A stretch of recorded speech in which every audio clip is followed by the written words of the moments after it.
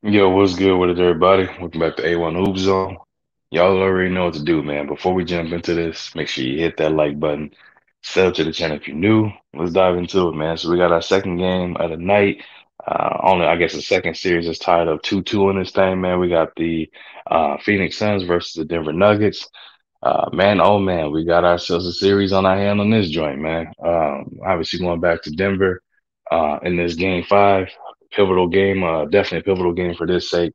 Um, just because it seems, man, like um, the away team hasn't won a home game yet. You know what I mean? Obviously, both teams have protected home court. Now's the opportunity for the Suns to go in there, seize the momentum, and put themselves on the verge of advancing to the next round.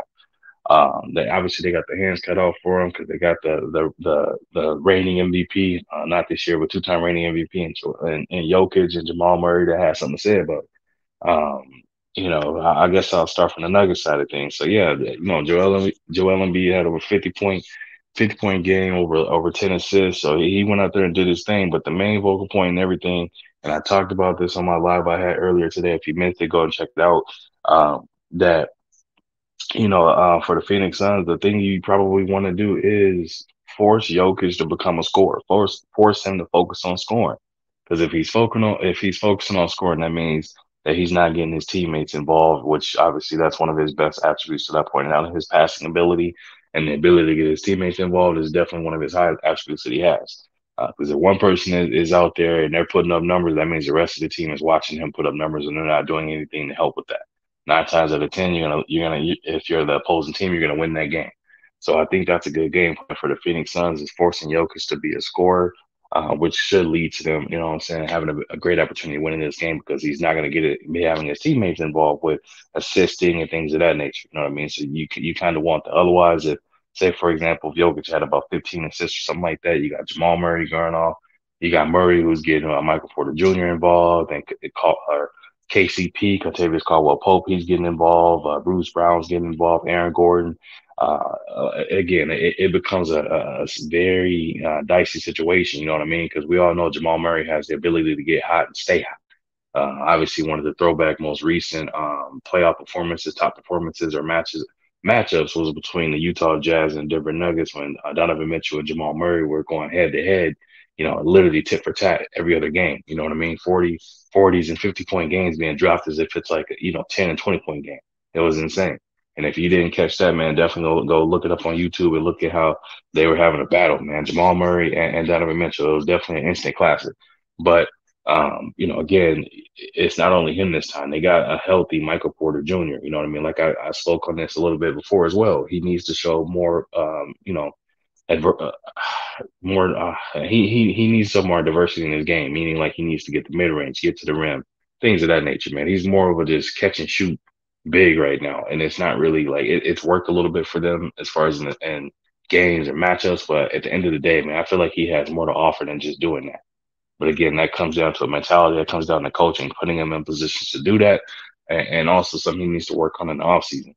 But that's just my little take on him, man. Aaron Gordon is giving him exactly what they probably brought him there for, which is kind of a very athletic big who can definitely rim run. We know he competed in the dunk contest multiple years, so he can get up. You know what I mean? But he's also can stretch. He can hit the mid range. He can hit the three as well. But he also has been playing some very tough defense too. So it's like one of those things where they're asking him to do a little bit more, but not do too much.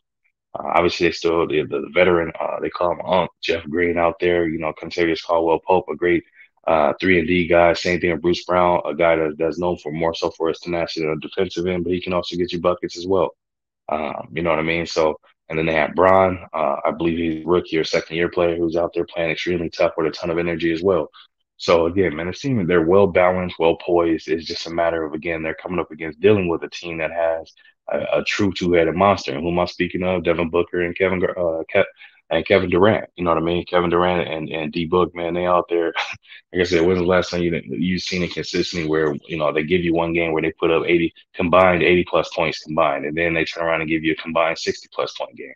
It's like they're doing everything they need to do to show that they want to win this game. They're in this series and they're not going to get steamrolled and they're looking to play to advance. They're not looking to just kind of be out there just going through the motion. You know what I mean? Obviously, CP3 is out, so it forces their hand where everybody else is having to step up. All hands on deck. You saw Devin Book move, slide over to the point guard position and handle those duties in the fourth quarter of the last game they had. So he's showing, you know what I'm saying, he's showing the diversity in his game as well, showing he can ball handle, he can play making things of that nature. We know what KD gives you, very efficient scorer. Can do, he has the ability and has shown it many times over of being able to be a playmaker and things of that nature too, man. It's just they need help on their end. They need Shamit to continue being an unsung hero, knocking down shots, and he's out there. They need, you know what I'm saying? They got a campaign who's out there. You know, he's putting up some numbers as well, not afraid to shoot the open jumper. They need Aiden to play like he did, where he played hungry and played with force. You know what I mean? I think with him again, with Landell coming in and the way he played, kind of probably lit a fire under Aiden to let him know, hey, you know, we have somebody that's willing to play how you should be playing if you're not willing to do it. So I think that might have lit the fire under Aiden, but we have to see how he comes out tonight, man, because it's been on and off. So we'll see if he can keep that same energy and come out playing with force again, man. And then obviously like, they need Torrey Craig to show up. Terrence Ross, which I call for him to be in the game because he's the threat of being there to knock down threes as well. They got him in, and guess what happened? He gave them some buckets as well. It's a looming threat of him being a 3-point shooter. You know, what I mean, he's a better 3-point shooter than Okogie. Defensively, I think Okogie is a little bit better defensively. He attacks the boards more and plays with a different kind of passion and energy for it. But Terrence Ross can give you a lot of the things Okogie can as well.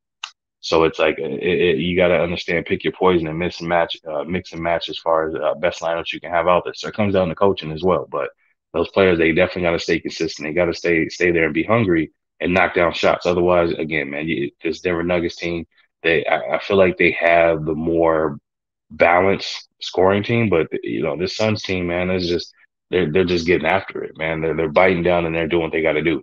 But enough of that, man. I know y'all here for the prediction side of it. Who do we have winning this and then why? I'm gonna go with the odd majority. I'm gonna go with the Phoenix Suns to win this and go up 3-2 in the series, man. I think KD and Devin Booker has found their rhythm. Obviously, playing in Denver is a difference. Playing in that Mile High City is different. But at the same time, I think they'll be able to make that adjustment to it. Come in, knock down some shots. It'll be a close game, and it'll finish that way tight. But I got the Suns winning that one, man. But that's all. And again, I wouldn't be hard pressed or surprised if the Nuggets won. But I got the Suns winning it, man. But that's all I got for y'all. Again, I appreciate you stopping through. Make sure you hit the like button, sub to the channel if you're new. Leave a comment in the comment section. I'll be sure to respond to each and every one of y'all. And if you wish to support the channel, that information is scrolling at the bottom of the screen. It's also in the description of the video. Again, man, I appreciate you stopping through, and I'll catch you on another one.